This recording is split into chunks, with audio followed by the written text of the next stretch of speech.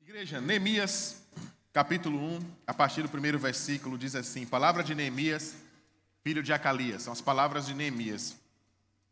No mês de Quisleu, no 20º ano, enquanto eu estava na cidade de Suzã, Hanani, um dos meus irmãos, veio de Judá, com alguns homens, e eu lhe perguntei acerca dos judeus que haviam restado, os sobreviventes do cativeiro, e também sobre Jerusalém. E eles me responderam: aqueles que sobreviveram ao cativeiro e estão lá na província passam por grande sofrimento e humilhação. O muro de Jerusalém foi derrubado e as suas portas foram destruídas pelo fogo. Quando ouvi isso, sentei-me e chorei. Passei dias lamentando-me, jejuando e orando ao Deus dos céus. Então eu disse: Senhor, Deus dos céus, Deus grande e temível, que guarda a aliança e o amor leal para com os que te amam e obedecem aos teus mandamentos. Que os teus ouvidos estejam atentos e os teus olhos estejam abertos para a oração que o teu servo faz hoje diante de ti, dia e noite, em favor dos teus servos, o povo de Israel. Confesso os pecados que nós, os israelitas, temos cometido contra ti. Sim, eu e o meu povo temos pecado. Vamos ficar por enquanto até aqui com o nosso texto. Queridos, o livro de Neemias, ele é um livro pós-exílio. Aquele momento que nós conhecemos, que é marcado muito na nossa mente pelos episódios relacionados ao livro de Daniel, principalmente. Período em que o povo de Deus estava sendo escravizado na Babilônia. Passaram-se muitos anos dessa escravidão, desse processo. A Babilônia já não dominava mais aquele território, já tinha sido dominada por um outro povo, que foram os persas. E agora esse novo povo tinha uma postura diferente dos babilônicos. Os babilônios, eles gostavam de intromissão cultural, eles queriam se intrometer no sistema religioso, eles queriam formatar uma nova visão cultural, uma nova mentalidade nas pessoas. Nós vamos ver o livro de Daniel muito focado nisso. Ele vai falar sobre a corrupção do mundo, uma influência maligna que existia contra o povo de Deus. As pessoas tinham sua própria cultura, uma cultura ancestral, uma cultura de santidade, uma cultura que estava alinhada a diversos aspectos que eram de ordenamentos que vieram por meio do próprio Deus. E agora esse povo, ele estava recebendo uma influência muito forte de Babilônia. Nós vamos ver o episódio de Sadraque, Mesaque e Abednego, que a gente está sempre trazendo aqui, né? Que existia uma força muito grande em tentar corromper a mentalidade deles, mas eles não se curvavam diante da idolatria ali presente. Também nós temos outros episódios envolvendo inclusive o próprio Daniel, que também não se curvou diante de um sistema religioso que estava ali para tentar oprimir, destruir a sua própria fé. Também não se curvava até aos manjares do rei. A sua alimentação era uma alimentação que estava alinhada com aquilo que fazia parte da tradição judaica e que simbolicamente e profeticamente também estava alinhada à própria vontade de Deus de nos ensinar para que a gente não se misture com as coisas que existem no mundo, com as corrupções do mundo. Então, a Babilônia tinha muito disso. Ela tentava destruir aspectos culturais, religiosos e espirituais. Quando a Pérsia, então, começa a dominar aquela região, há agora uma nova percepção. A Pérsia era muito mais branda, ela não tinha a mesma necessidade e vontade de fazer essas mudanças culturais ou de ter uma intromissão religiosa muito grande na vida daqueles que estavam sendo escravizados ou que pertenciam ao seu grupo ali. Nós vamos ver, inclusive, o próprio Ciro, que é um grande governador que existia, na verdade, um rei, né, um monarca que existia na Pérsia, que é quem vai liberar o povo judeu daquele período ali de escravidão. E eles vão sair dali, uma boa parte sai, e voltam para as regiões da Samaria, para as regiões também da Judéia. No entanto, muitos acabam ficando, porque como o Império Persa era um império mais agregador, muitos foram ficando ali no processo, e foram gerando filhos e filhas, olha que coisa interessante, que mantinham a identidade de judeu ou a identidade de israelita, mantinham a identidade de descendência de Abraão, carregando costumes, aspectos religiosos, uma série de coisas relacionadas a esse povo, mas que nunca tinha pisado o pé, sequer em Jerusalém, ou Israel, ou em qualquer área daquele território. Foram criados num outro país, mas por serem filhos de quem eram, eles mantinham uma tradição e um respeito com a fé que carregavam de seus pais, de seus avós. Neemias era essa pessoa. Neemias nunca pisou o pé em Jerusalém. E Neemias se encontra aqui nesse primeiro momento, chorando, porque percebeu que a honra de Jerusalém estava no chão. Presta atenção, igreja, reverência. A honra estava no chão. Estava destruída, simbolicamente, com os muros no chão. Aquilo era muito importante para as nações da época, para as cidades da época. Cidades imponentes e importantes tinham muros. Cidades, todas elas, tinham muros. Cidades que não tinham muros, elas eram de um status menor. Nós vamos ver isso durante toda a história da antiguidade. Nós vamos ver isso nas cidades-estados gregas. Nós vamos ver isso em toda a região da Mesopotâmia. Nós vamos ver isso na própria Jerusalém, que teve seus muros destruídos. Nós vamos ver, inclusive, a destruição desse muro anunciada até em ato profético também, lá no livro de Abacuque. E nós vamos ver que o próprio Senhor Deus estava dizendo a Abacuque tudo o que aconteceria com Israel, com Jerusalém, por conta da sua desobediência. Que o povo babilônico iria destruir como um estalo aqueles muros. Iam conseguir subir, escalar, saltar aqueles muros. Eles não seriam nada diante daquele povo.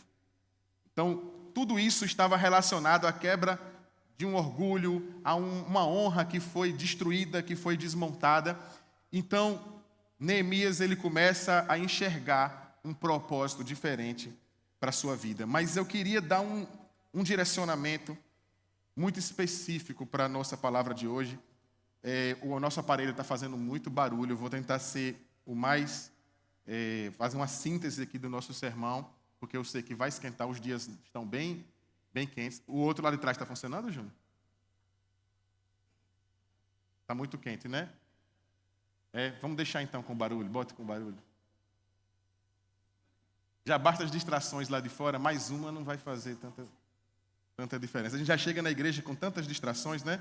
Com tantas preocupações, com tantas mazelas que nós carregamos e vão acontecendo. Essa aqui não é nada. E é sobre exatamente isso que eu quero trazer para a igreja. Deus não desperdiça ruínas. Eu sei que a igreja ama fazer isso. Vira para o irmão do seu lado e diz assim: Deus não desperdiça ruínas.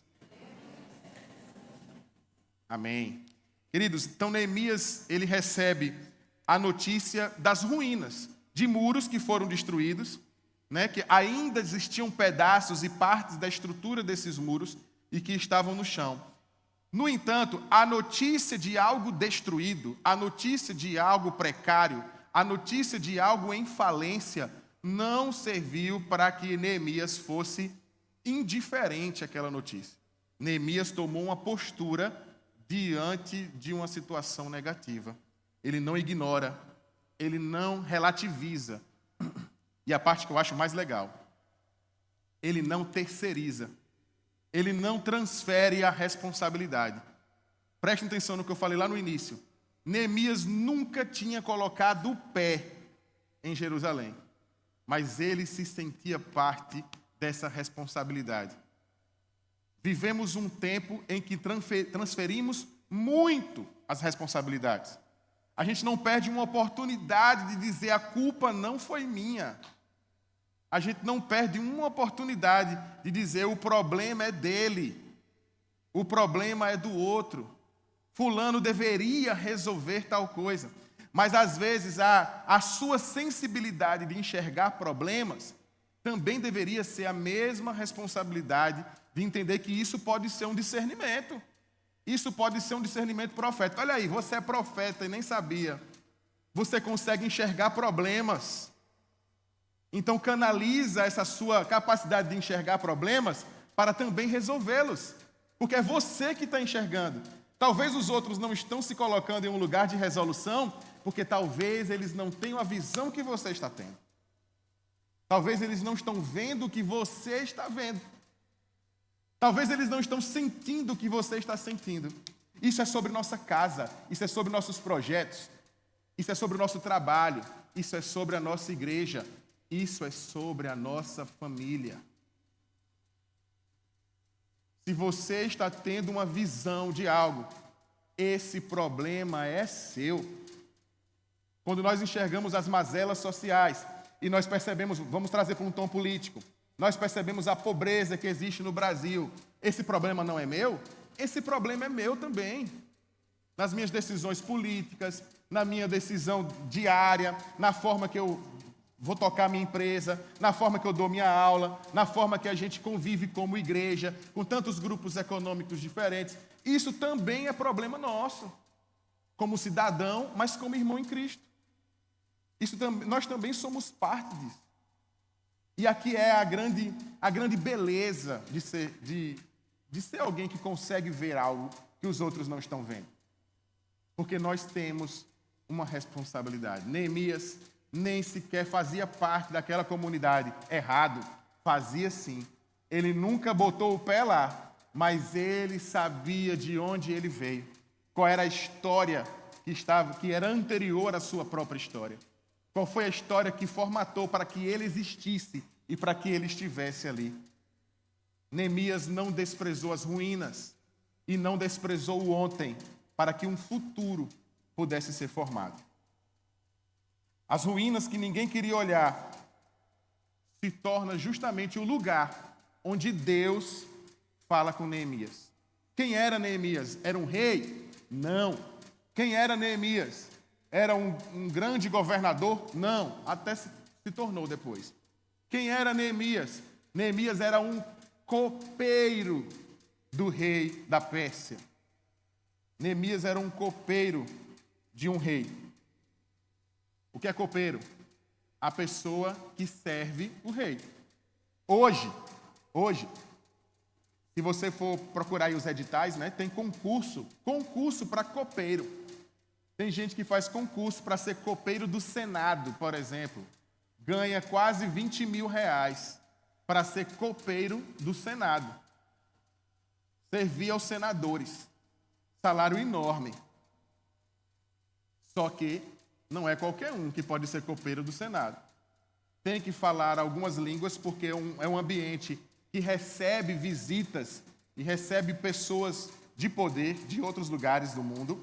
Tem que saber falar outras línguas, tem que ter formação, porque existe um mínimo que eles entendem de uma qualidade de educação, de acessos que você teve, e depois você ainda faz um concurso que eu acredito que deve ser muito disputado. Eu tinha um professor na faculdade, que ele já era doutor, recebia como doutor na Universidade Federal, e ele sempre, eu tenho essas informações porque ele sempre comentava isso. Eu fazia parte do grupo de pesquisa dele, e ele não podia perder a oportunidade de dizer: eu vou fazer o concurso para copeiro, assim que abrir.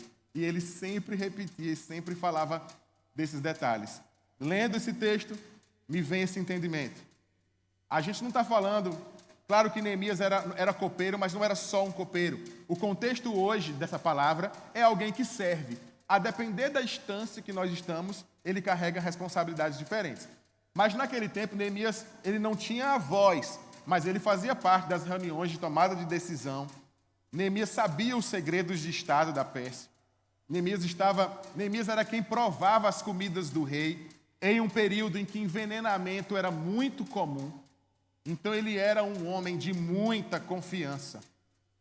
E ele simplesmente recebe uma notícia, ouve essa notícia, processa essa notícia e devolve, procurando o rei, dizendo: preciso ir até lá.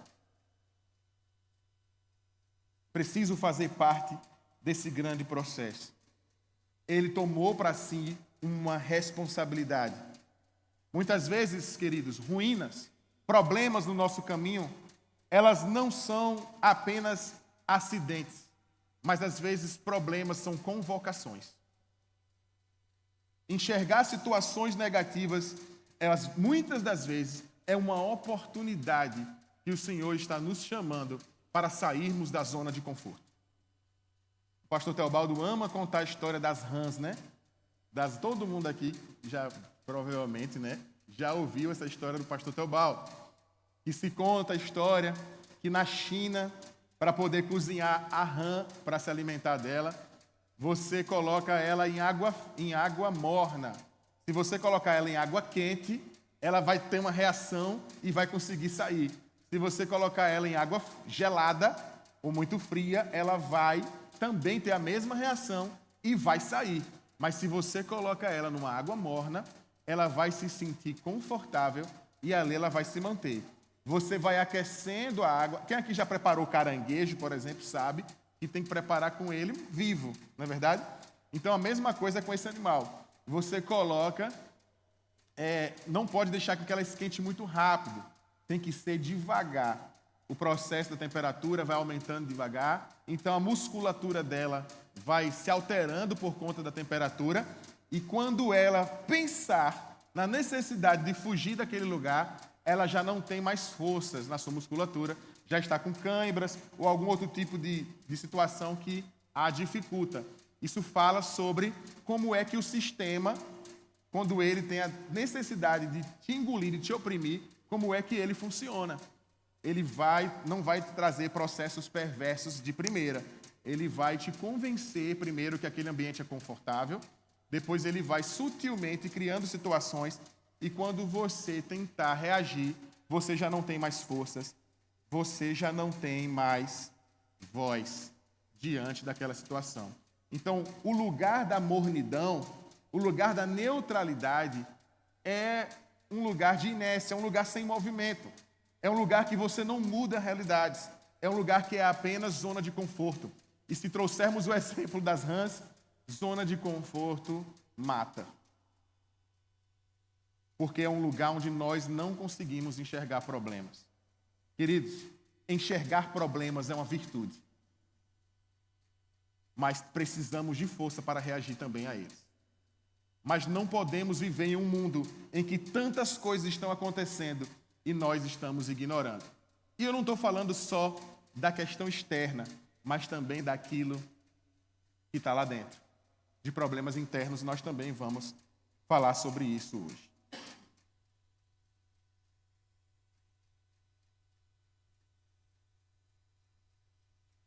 Quando nós entendemos que Deus então transforma ruínas, porque Ele não desperdiça ruínas, também podemos entender que assim como Deus usou Neemias, que não estava em uma posição de poder elevado, porque, querendo ou não, ele fazia parte de uma linhagem de servos, oriundos de uma escravidão, e ele servia ao rei, por mais que ele tivesse uma patente de uma relação relativamente alta, mas Neemias era o cara que tinha uma função que podia morrer, pois era ele que experimentava e que se adiantava em lugares onde o rei estaria ou coisas que o rei se alimentaria. Ele estava sempre nessa posição. Então mostrava também uma certa posição também de fraqueza, de vulnerabilidade dentro daquela situação. Neemias, dentro das possibilidades da época, era um homem comum. E nós vamos entender essa história e saber que Deus também usa homens comuns. Vamos ler Neemias, agora no capítulo 2.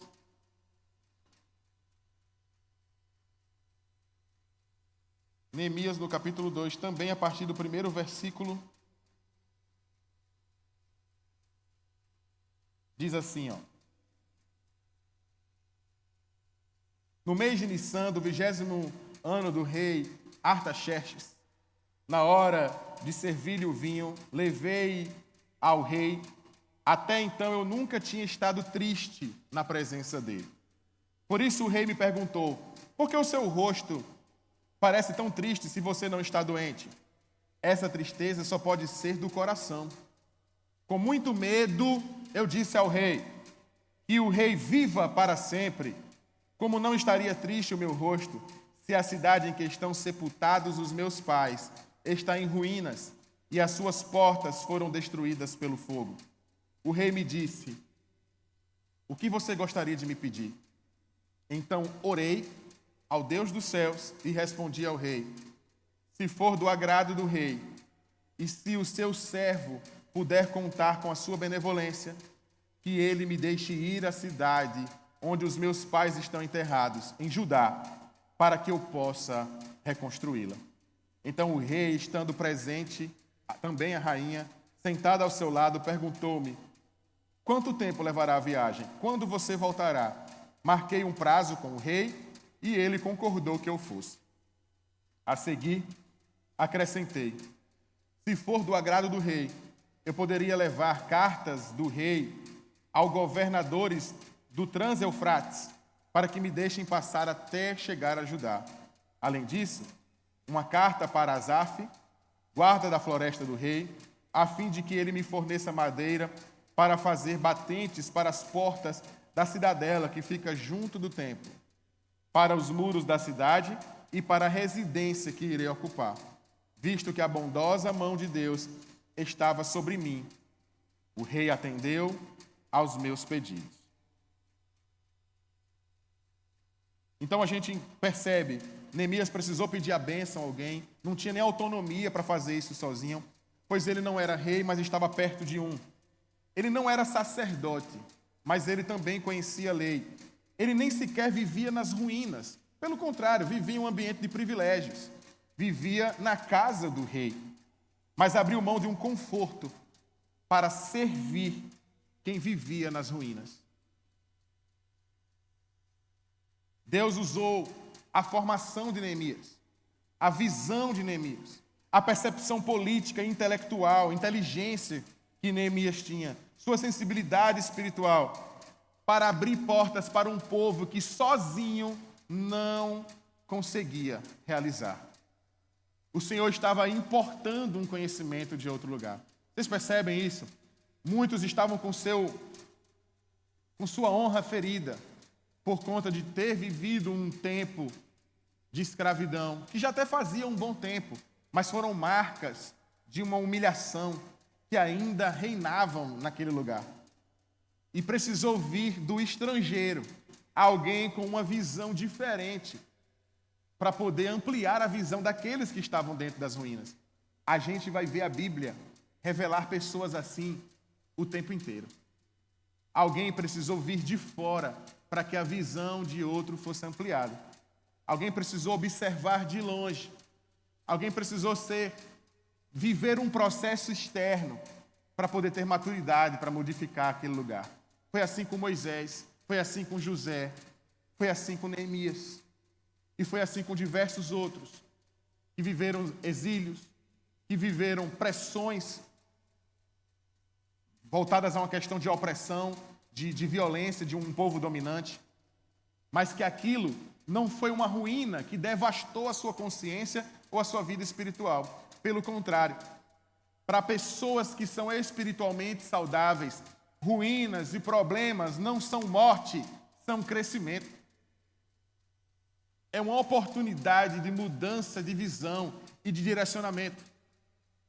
Para quem está alinhado com a verdade, que está se desfazendo como homem, matando a cada dia a sua própria carne, o seu ego, que reconhece as suas limitações como gente, sabe que dores não são coisas finais, mas são oportunidades de enxergar um novo tempo e uma nova realidade. Eu acredito que todos aqui, em algum nível, vivem conflitos, vivem problemas, às vezes internos, contra si mesmo, mas às vezes externos, contra os ambientes em que participa. Mas o Senhor está dando a oportunidade para você repensar na sua vida e mudar sua direção, mudar os seus olhos. Nós pregamos aqui no sábado passado, nosso último culto de jovens, e uma das coisas que foi dita, algo que a gente sempre repete aqui, os problemas do mundo sempre serão os mesmos. Muitas crises que nós vivemos serão as mesmas crises. As pessoas que nos cercam serão as mesmas. Aquele abençoado, que crente quando não pode falar palavrão, aí chama uma pessoa de abençoado, às vezes não é uma coisa boa não, né? Aquele abençoado do trabalho, ele vai continuar às vezes sendo o mesmo abençoado, fazendo as mesmas bênçãos. Mas pode ser que você, porque mudou a sua visão, já não se afete mais com esse ambiente de problemas. porque agora a sua visão lhe possibilita caminhar para frente, mudar realidades, ser agente de transformação e não mais ser preso a um vitimismo espiritual.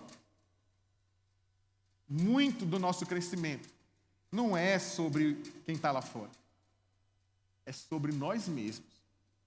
Neemias estava sendo usado não apenas para erguer muros, mas para ser usado para despertar uma nova dimensão espiritual daqueles que já estavam lá dentro.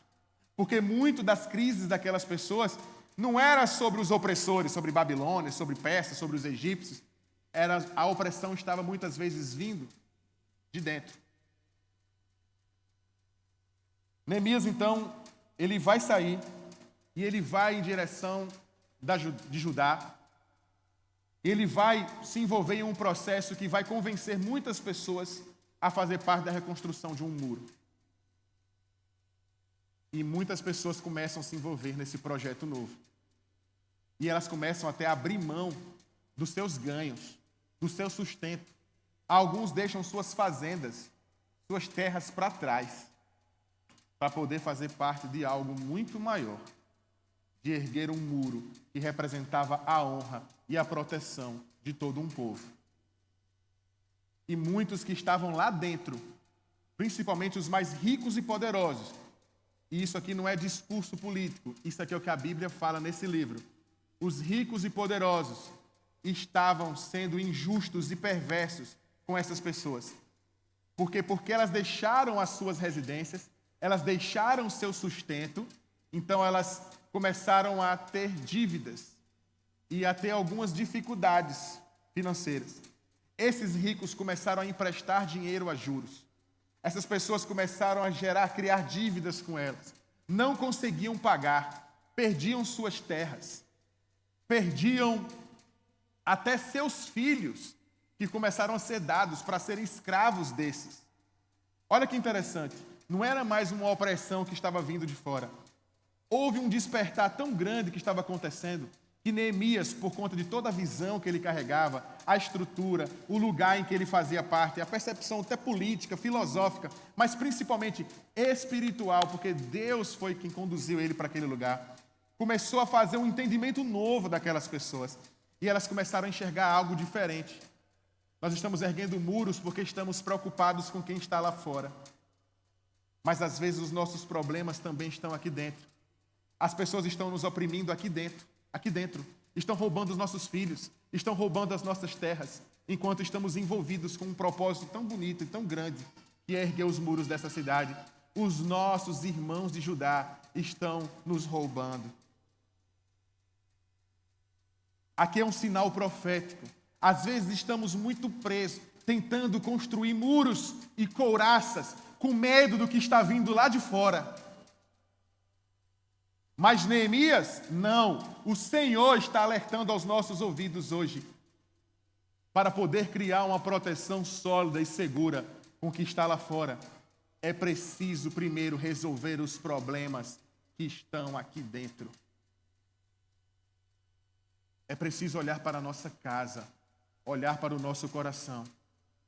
Não dá para sair falando que o problema do patrão, o problema do pastor, o problema do meu líder de célula, o problema do político, o problema do meu vizinho, da minha mãe, do meu pai. Olha para si um pouquinho. Olha para o espelho e tenta reconhecer quem está diante daquele espelho. Queridos, muitas vezes nós somos o nosso próprio inimigo.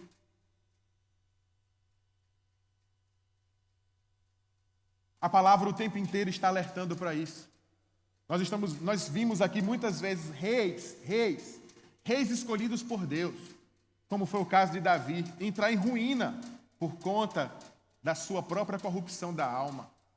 Nós estamos vendo Salomão, que teve a oportunidade de escolher algo e pedir a Deus, e pediu sabedoria a Deus, e caiu diversas vezes em tolices, oposição a alguém que pediu sabedoria, porque escolheu por muitas vezes se direcionar e seguir um caminho do homem, e a palavra sempre alerta que enganoso é o coração.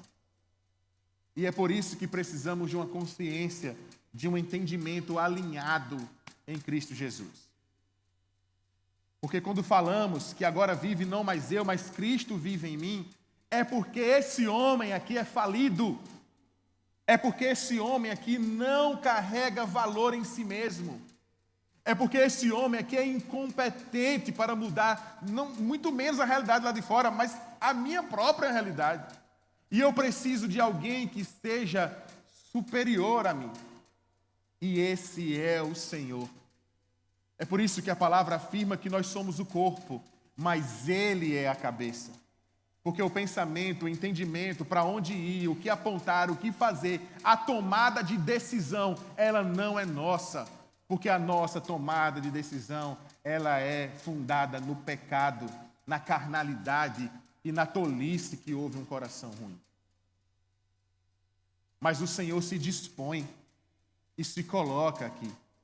Nos colocou em um caminho de redenção, nos arrebatou de ambientes ruins, de possibilidades de morte, de fracasso, para vivermos um tempo novo e glorioso diante desse Deus. Amém? Glória ao Senhor Jesus. Quando nós entendemos então essa direção de Neemias, quando ele se coloca nesse lugar, nós percebemos que Deus não desperdiça a história que Ele mesmo permitiu você viver. As experiências que Neemias viveu, gloriosas, elas não anularam a capacidade dele de ter uma visão de um problema e ir lá tentar modificar. Então temos um primeiro ponto que diz que Deus transforma as ruínas em chamado. Um outro ponto que disse que Deus usa pessoas comuns em posições estratégicas.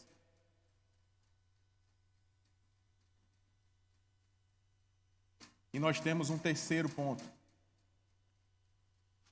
Vamos ler aqui Neemias novamente, no capítulo 4.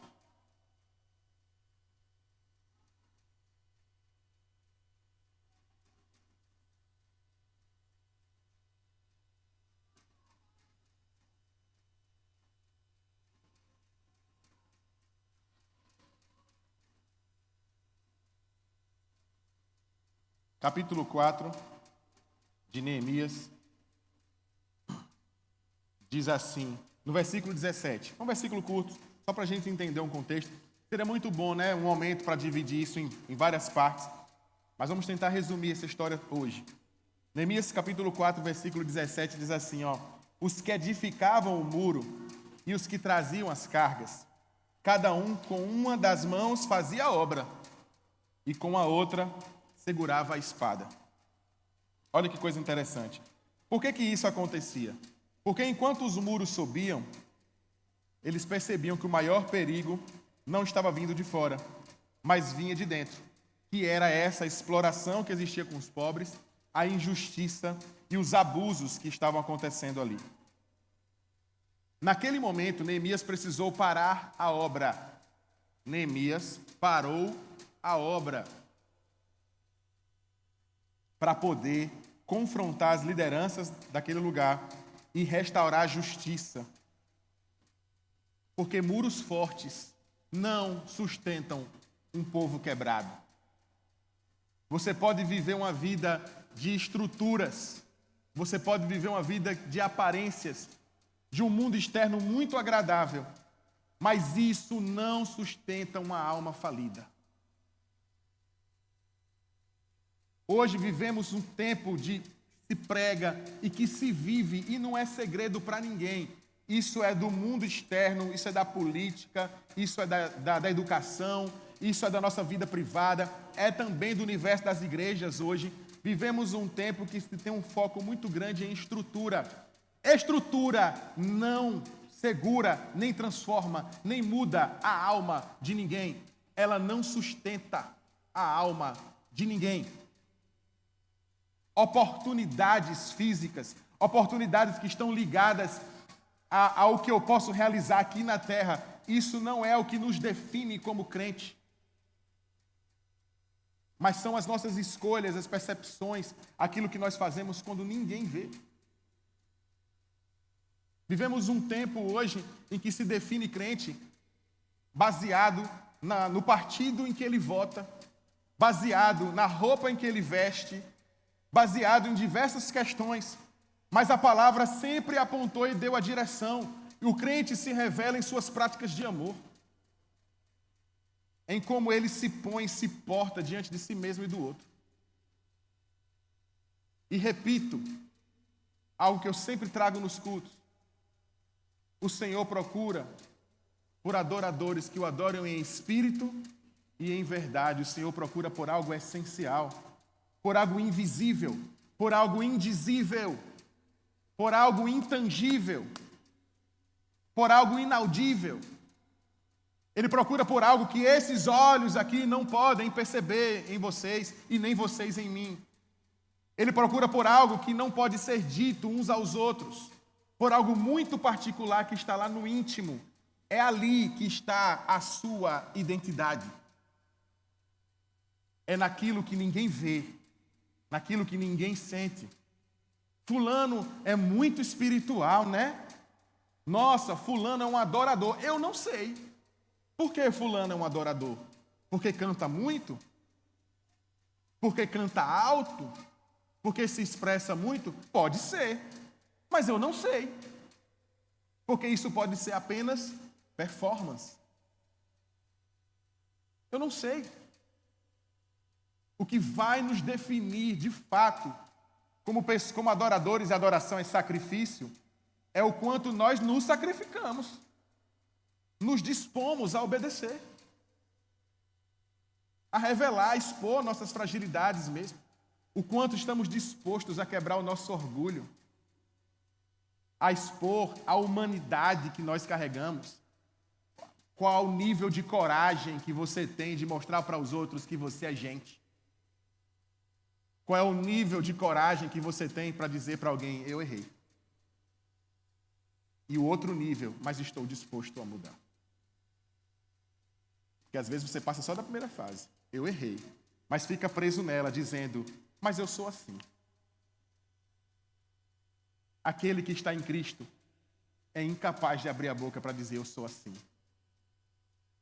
Porque compreende que é nova criatura e que as suas próprias características devem ser anuladas, porque precisamos morrer para que algo novo possa crescer, nascer e viver em nós. A vida do crente é uma vida de morte, para que haja vida em abundância. Jesus veio para trazer vida abundante através da ressignificação da morte, porque ele venceu a morte. A morte não domina mais as pessoas. A morte não determina mais para onde nós vamos, porque agora há redenção e a vida que supera tudo isso. É esse Cristo que eu creio. É o que você crê? Glória a Deus. Então, ele para essa obra, confronta essas lideranças para poder promover uma mudança interna. No Novo Testamento, Neemias está no Velho Testamento, nós vamos ver um Cristo fazendo o mesmo. Ele não apenas protege, mas ele está formando um povo santo, ajustado e edificado, juntos, uns com os outros. Porque é isso que é edificação. Vocês já perceberam que na palavra, muitas vezes, tanto na história, como nas parábolas e metáforas, em sinais proféticos, nós vamos ver muito exemplos relacionados à construção. Nós vamos ver muito isso acontecendo. Construção de muro, edificar a casa sobre a rocha, pedra angular. Nós vamos ver o tempo inteiro expressões relacionadas ao contexto de construção. Sabe por quê? Porque algo se edifica por meio de partes. Ela não se edifica com uma peça única, mas ela se edifica por meio de diversas partes juntas. A palavra o tempo inteiro está usando expressões para nos colocar como grupo, assim, quando também nos chama de corpo. Vários membros, vários órgãos, várias partes que se unificam para que uma coisa única funcione. O Senhor o tempo inteiro estava falando somos um, mas somos peças individuais e precisamos nos ajustar um a um, porque é isso que é edificação. Mas seguimos um plano, uma carta base, uma receita, uma planta, e essa é a palavra revelada pela boca do nosso próprio Senhor. É assim que nós nos ajustamos. Então, queridos, não adianta reconstruir estruturas sem restaurar o coração. Avivamento sem justiça. Quando nós tentamos viver um tempo, mas que não promove justiça, o avivamento era o quê? A construção dos muros. Mas havia injustiça por conta de como os ricos estavam tratando as pessoas. Avivamento sem justiça é maquiagem espiritual. Eu já contei para vocês, eu gosto muito de contar essa história, mas nós ouvimos muito a história, já ouvimos muito a expressão narcisismo. Alguém aqui, quem nunca ouviu essa expressão na vida? Narcisismo. A igreja toda já ouviu essa expressão. Ela nasce de um mito que existe na cultura grega, que é o mito de Narciso, que é um personagem do folclore do Saci Pererê lá da Grécia, né? Ele é do folclore grego, mas que carrega uma história muito interessante, que influencia muito a nossa cultura, porque a cultura grega, judaica, cristã e romana são 4 pilares básicos muito fortes da nossa cultura. Conta a história de um homem muito paquerador, que dava em cima das menininhas da Grécia e tinha um hábito de fazer essas meninas se apaixonarem por ele. E quando elas se apaixonavam por ele, ele ia lá e cortava. Qualquer semelhança com a realidade aí é só coincidência. Não significa que existam pessoas assim por aí, eu acho, né? Homens que fazem as mulheres se apaixonarem e depois largam. Eu acho que eu nunca ouvi falar em nada assim. Mas aí ele tinha esse hábito e essas meninas adoeciam, entravam em um processo que na época a literatura não usava esse termo. Mas hoje a gente entende como depressão e elas acabavam, muitas das vezes, tirando a sua própria vida. Uma figura de poder, né, lá da mitologia grega, ela vai puni-lo. Ele carrega agora com ele uma maldição. Por que eu estou dando esse exemplo de uma cultura religiosa tão distante da nossa? Porque são elementos, e é uma palavra que a gente usa muito. Narcisismo, fulano é muito narcísico, fulano... E esse termo significa isso. Ele carrega uma maldição que ele se apaixona pela própria imagem. Presta atenção, a gente costuma dizer que ele se apaixona por ele mesmo. Ele não se apaixona por ele mesmo. Ele se apaixona pela própria imagem. Porque ele chega uma hora, olha a imagem dele no lago, começa a ver o reflexo dele e ali ele não sai mais. Ele está apaixonado por ele? Não, pela imagem. Por quê? Porque se fosse por ele, se ele gostasse dele, ele cuidava dele. Ele ia tomar água, ele ia sair do sol, ele ia se alimentar, ele ia se cuidar. Não, ele fica preso por dias naquele lugar. E o seu corpo vai definhando, o seu corpo vai se destruindo. E ele fica ali focado na beleza da sua própria imagem. Quando ele não tem mais forças para se sustentar na posição de olhar para a sua própria imagem, ele cai dentro do lago e ali ele se afoga. Ele morre de debilidades físicas, não tinha mais condição nenhuma de se sustentar. Porque quem vive pela imagem esquece da essência. Nós percebemos isso aqui, na história de Neemias. O povo estava muito focado no muro. E Deus usou o muro para revelar ao povo que muito desse problema era aqui dentro. Porque Jerusalém queria voltar à sua honra de ser como as grandes cidades do mundo que estavam muradas, como era Atenas, como eram as principais cidades do mundo. Mas ela acabou descobrindo algo novo, porque é justamente na crise, quando nós carregamos discernimento, ou presta atenção, ou ouvimos quem tem discernimento, que nós começamos a enxergar um novo tempo e uma realidade, e fica muito mais clara quais são as pretensões e a voz de Deus para o seu povo. Foi isso que aquele povo começou a viver. Estava preso na imagem, mas o seu problema era lá dentro, na essência, no seu próprio fundamento, nas suas próprias crenças sobre ela mesma, no seu autocuidado, na forma de cuidar uns dos outros, no seu compromisso coletivo, que estava ruim, que estava em ruínas. Não era só os muros, era todo um povo. Nós vamos perceber aqui que ao longo da narrativa bíblica se fala muito em Israel. Não é? A gente vai ver muito o nome do país, não é verdade? Vocês percebem que aqui a gente já não ouve mais Israel, a gente já ouve aqui Judá, porque Israel já havia se dividido aqui nesse período, por conta também de uma série de vaidades que vai acontecendo, de problemas e tensões políticas. Esse povo estava em constante transformação. Quando nós vamos ver lá em Jesus, nas narrativas relacionadas a Cristo, que vai falar de um povo samaritano. Você sabe quem são os samaritanos? A própria descendência de Abraão também, das tribos de Israel. Só que em Judá nós só tínhamos um agora, e as demais se perderam. Por quê? Porque quando Jeroboão ele toma conta daquele povo, ele começa a introduzir novos cultos. E aquele povo começa a cultuar outros deuses e ter outras práticas de culto. Quando as pessoas começam a ter outra prática de culto, um culto estranho, as pessoas começam a relativizar a sua forma de ver as coisas de Deus. Isso começa a receber muito outros povos, carregando novas culturas, novas formas.